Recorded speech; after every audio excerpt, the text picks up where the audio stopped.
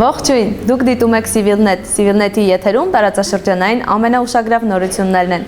Ռուսաստանը 2012 թվականին Աբխազիայում եւ Հարավային Օսիայում շահագործման կհանձնի ռուս զինծառայողների համար նախատեսված երկու ռազմաքաղաք։ Ռուսաստանի հատուկ շինարարության դաշնային գործակալության տնօրենի խոսքով, այս ռազմաքաղաքներն արդեն պատրաստ են 90%-ով։ Ակնկալվում է, որ այնտեղ կբնակեցվի 3-ից 4000 զինծառայող։ 2012 թվականին Ադրբեջանը կարտադրի Aerostar եւ Orbiter 2M մակնիշի 60 անօդաչու թռչող սարք։ Ըստ Ադրբեջանի պաշտպանական արդյունաբերության նախարար Յավեր Ջամալովի, ներկայում աշխատանք է տարվում խորհրդային արտադրության զրահամեքենաների կատարելագործման ուղղությամբ։ Մասնավորապես փորձարկումներ կկատարվեն դրանց վրա հակատանկային հրթիռների տեղադրման ուղղությամբ։ Փորձարկումների հաջող իրականացման դեպքում զրահամեքենաները կարդիականացվեն։ 2011 թվականի ընթացքում ձերբակալվել եւ հայրենիքի արտաքսվել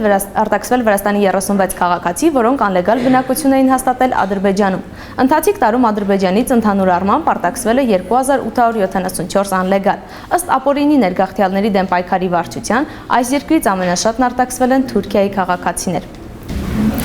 Ֆրանսիան հայոց ցեղասպանության հերքումը քրեականացնելու փոխարեն թող իր սեփական արյունոտ պատմությանը նայի։ Այսպիսի հայտարարություն արել Թուրքիայի վարչապետ Ռեջեփ Թայիպ Էրդողանը։ Նա Ֆրանսիային մեղադրել է Ալժիրում եւ Ռուանդայում տեղի ունեցած կոտորածներին մասնակցելու մեջ։ Թեև Թուրքիան բազմիցս հայտարարել է, որ թուրք-ֆրանսիական հարաբերությունների վրա այն բացասական կազդի, Ֆրանսիայի իշխող կուսակցությունը հայտարարել է, որ հետ քայլ չի անի։ Թուրքիան սպառնում էր խզել հարաբերությունները նաեւ 1998 եւ 2001 թվականներին, երբ Ֆրանսիան ճանաչեց հայոց ցեղասպանությունը։ Իդեպ թուրքական Հուրիեթի հաղորդմամբ այս նախագծին դեմ է Ֆրանսիայի արտաքին գործերի նախարար Ալեն Ժուպեն։ Թուրքիայի պատվիրակություն է ուղարկել Ֆրանսիա, որը նախագծի ընդունումը կանխելու նպատակով կհանդիպի Ֆրանսիայի արտգործնախարարի հետ։ Ֆրանսիայի սենատը հայոց ցեղասպանության հերքումը քրեականացնող օրինագիծը կքննարկի դեկտեմբերի 22-ին։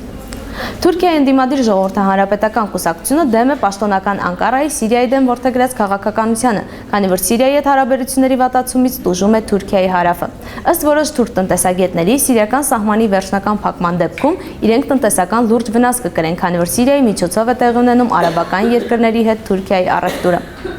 Այս օրերին թուրքական եւ արևմտյան լրատվամիջոցների ուշադրության կենտրոնում հետպատերազմյան Իրաքի ճակատագիրն է։ Իրաքում Իրանի ազդեցության հետագա աճն անհանգստացնում է Միացյալ Նահանգներին եւ Թուրքիային։ Թուրքական Zaman օրաթերթը գրում է, որ ամերիկյան զորքերի դուրսբերումից հետո Իրաքում կմեծանա Իրանի ազդեցությունը։ Վերջերս Միացյալ Նահանգներում գտնվող Իրաքի վարչապետը դժգոհություն էր հայտնել Թուրքիայի Իրաքի ներքին գործերին միջամտելու քաղաքականության վերաբերյալ։ Հատկանշական է, որ վերջին շրջանում Իրանի եւ Իրաքի երկկողմ հարաբերություններն ամրապնդվել են տնտեսական եւ ռազմական պայմանագրերով։ Տարածաշրջանային լուրերը Civilnet-ի եթերում այսօր այսքանն էին։ Ցտեսություն։